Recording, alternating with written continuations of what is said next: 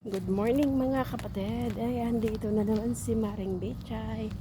O ayun, kainit-init.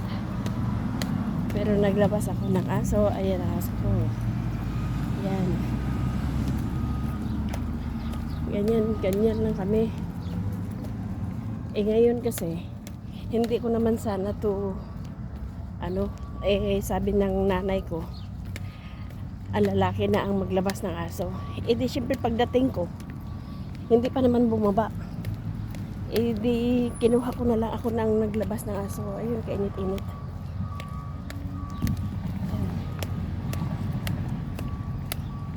So, tawid kami doon sa kabila.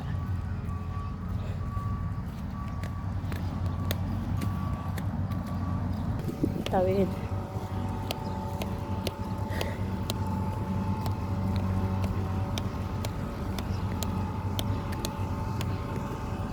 Stop, Rusty.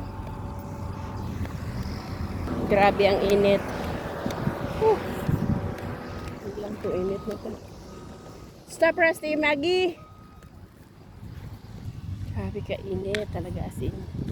Buti na lang may hangin-hangin. Ayun mga lago ko. Takbo. Buti na lang may hangin-hangin.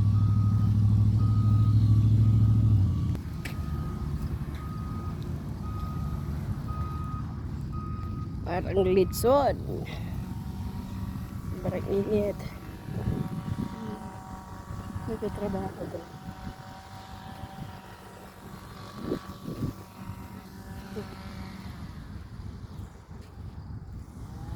Makipaglaro na.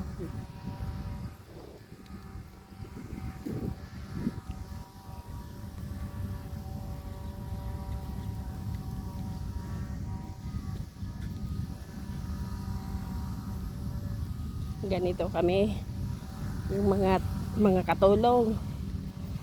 Ang sa akin aso, ang iba bata, kasi yung bata ko hindi na ilalakad yun kasi malaki na. Itong aso, ayun.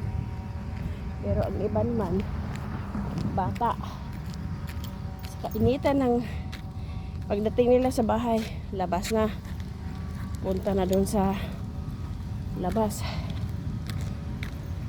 Okay, maraming salamat po. Hindi na makauwi na kami. Hindi na makaya ang kainit. Takbo na takbo.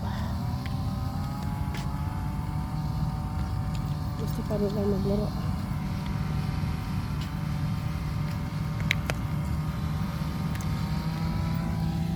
Okay, maraming salamat po. Please subscribe my channel, Sari-Saring Luto ni Beth. Maraming salamat. Thank you for watching.